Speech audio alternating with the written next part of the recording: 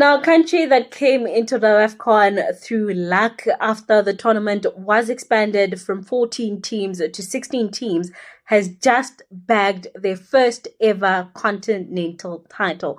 Now, welcome to the pregame where I discuss all things sports.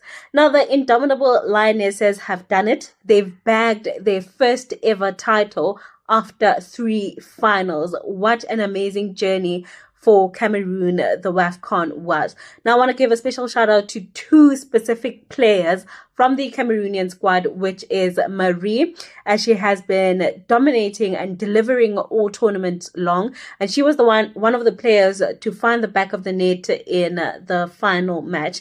And want to give a special shout out to Bihina. Oh remember when we said the World Cup is a tournament of goalkeepers?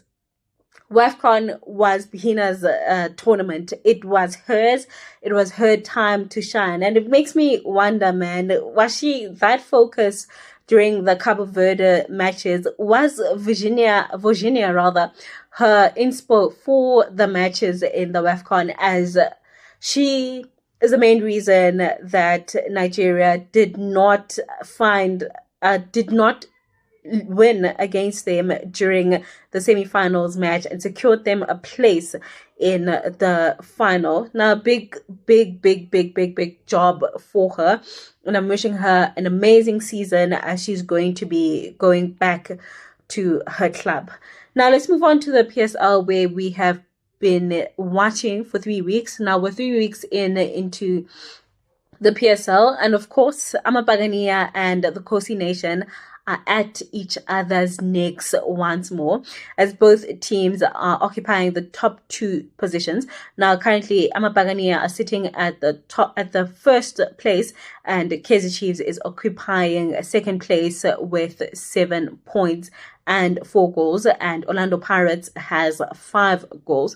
Now, you know, it's going to be a very long season. It's going to be a very dramatic filled season with banter, fights against fans, and not to forget to mention that Mamelodi Sundowns is still a game away and could potentially take them off those places, or rather take off any of the 2 teams in front. So yeah, one thing about the early stages of the PSL is that nothing is confirmed, and don't promise yourself a particular position. Now, not so good news for the Orlando West gang, as Evidence Mahopa and Talent Mbata are out, with Mbata possibly needing surgery. Now, as you remember from the documentary, Talent Mbata did mention that he had a problem with his knee and might potentially need surgery on that. Now, they haven't said whether or not he'll be going through surgery, but right now it's still a possibility that Talent Mbata could go in for surgery. And Evidence Mahopa is said to have suffered an injury in the World Cup. Now, those 2 aren't the only Orlando Pirates players that are out, as Sihle Nduli, who just returned from injury, is now facing injury once again. It seems as if Inatal alimfunu Sihle, because this is the second time he suffered an injury in the province.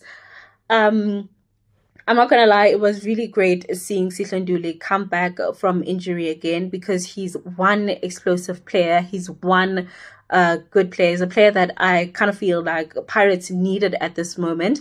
But hopefully this time around, his injury isn't that long. It's said to be 4 months. But, you know, when it comes to injuries and stuff, you can't really rush a player.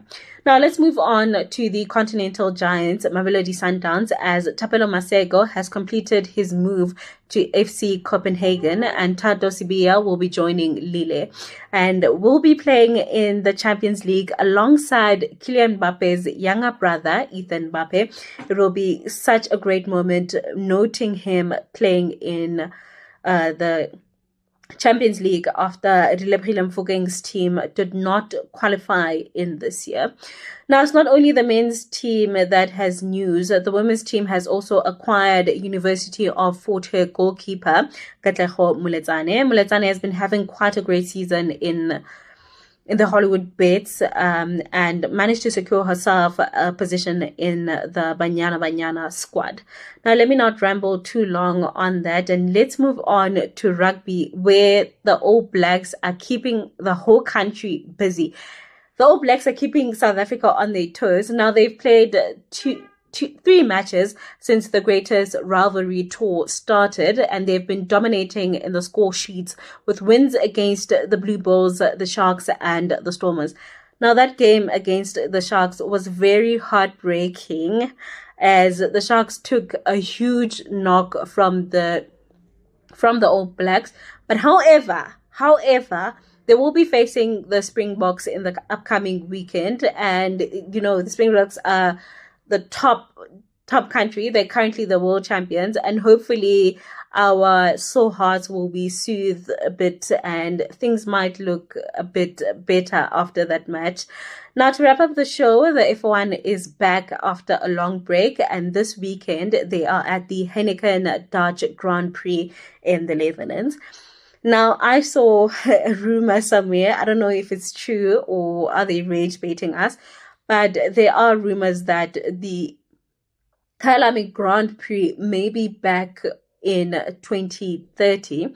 Now, I can't confirm that, as it's just a rumor. I'm just going to close it here and say goodbye, and I will see you again next time.